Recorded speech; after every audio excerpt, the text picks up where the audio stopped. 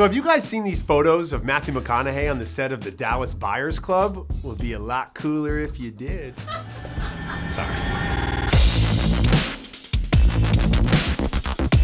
All right, well, I'll see your crazy Matthew McConaughey photo and raise you one insane-looking Jared Leto photo from the same movie. I know it's not really movie news, but those guys look wild. The Hobbit hits theaters around the world tomorrow. Look, visually, this film is nothing short of spectacular. That said, the film clocks in at around 2 hours and 50 minutes. They walk, they get chased, they fight. They walk, they get chased, they fight. For those who are hardcore fans of Tolkien's books and have enjoyed seeing Peter Jackson bring those characters to life on the big screen over the years, then yeah, you'll love every frame of The Hobbit. But if you're just a regular moviegoer looking for something to see this Christmas, I would suggest maybe going to Django or Les Mis or Zero Dark 30. Checking in with us right now is Hobbit superfan Joseph Birdsong. What's up, dude? First of all, where in Middle Earth are you right now? I'm in Arkansas right now. I am a long way away. Well, I know you have a lot of fans who are passionate about your work on YouTube. How passionate are you about the world of The Hobbit? How deep does your fandom go?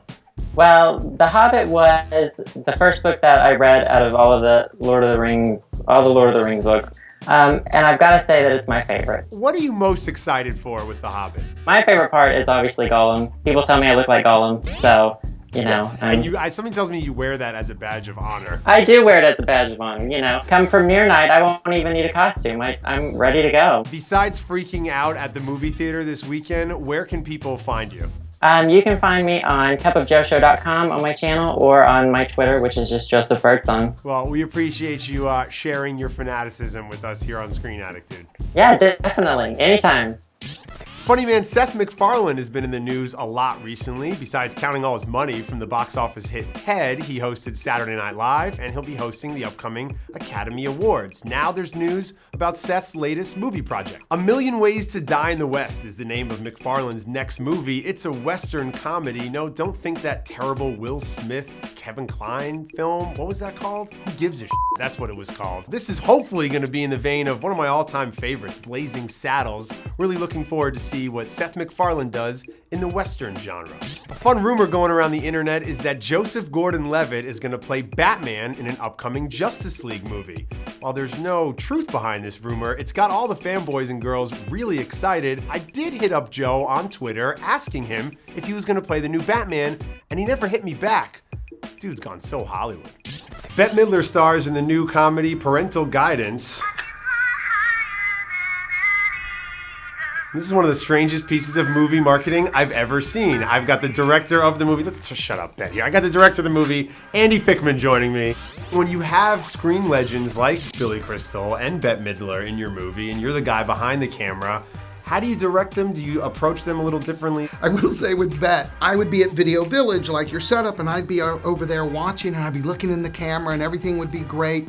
And all of a sudden, Bette would be on set acting, and Bette would be working with Billy, and Bette would be like, na-na-na-na-na, and cut! And then I'd be like, So Bette Midler's doing a scene, and she just yells cut? Yells her own cut, and I had to go over and say, you know, Bette, you get to act and do everything. Sing like Wind Beneath My Wings. You do it all. I have two things I get to do on the set. Action and cut. I'd love to do both of them. And she would be great. And she's like, oh, I didn't know if you knew we were done with the scene. I didn't know if you, and every once in a while, she did it a few more times. And Billy would be acting with her, and all of a sudden you just see the slow take to the lens. And Billy would be looking at me, and she would be like, did he hear me? I yelled cut. I yelled cut. You and I have done this song and dance a few times over the years, and I always know you've got 3 or 4 things that you're working on besides the thing you're promoting. So what's next for you? We have a show on YouTube, Internet Icon, with Ryan Higa that was a huge hit first season. We are getting ready to launch season 2, and I will be in production on that in literally weeks. Oh, nice. All right, well, you can check out season 1 just by clicking right above Andy's head. Just click right there. You can check out what he's doing on YouTube, and be sure to check out Parental Guidance when it's in theaters this Christmas. Always good to see you, my Always man. good to see you, my Thanks, friend. Dude. Time now for the question of the week. Who should play Batman in the Justice League movie? We talked about it a little bit earlier on the show. There are rumors going around that it's going to be Joseph Gordon-Levitt. If you guys want to see JGL as the Dark Knight, maybe Footloose star Kenny Wormald. No? Any takers? No? I think we all agree on one thing, that it's definitely not going to be George Clooney again. Just let's pretend that didn't even happen. You have to subscribe to the Cinefix Network in order to win our DVD here. You have to like the video, of course. Who should play Batman? Let me know in the comment section.